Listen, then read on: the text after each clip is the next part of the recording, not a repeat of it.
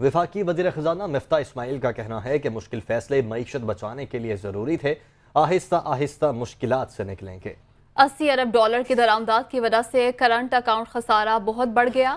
اتنے بڑے خسارے کے ساتھ ملک نہیں چل سکتا، برآمدات بڑھانا ہوں گی۔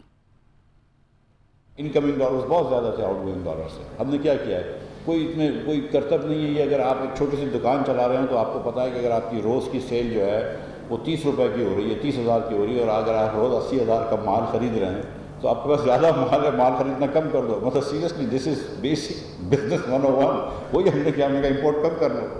تو آپ نے 7.7 بلین سے امپورٹ گرا کے کر دی 4.9 بلین، سارے مسئلے حل ہوئے۔ مطلب اور وہ کیونکہ آپ کو پتا ہے کہ جیسے کہ پچھلے مہینے کی جو آئل خریدی تھی اس کی پیمنٹ ابھی آئے گی، کچھ اس مہینے بھی آتی ہے، کچھ اگلے مہینے بھی آئے گی، لیکن پیمنٹس کے جو ہے وہ کم ہو گئے، پریشر آٹومیٹکلی کم ہو جائے گا۔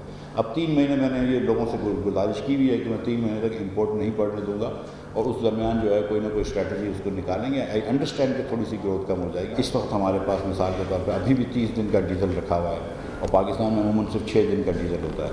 ابھی بھی ہمارے پاس 20 دن کا 25 دن کا پیٹرول رکھا ہے، پاکستان میں 10 دن کا ہوتا ہے۔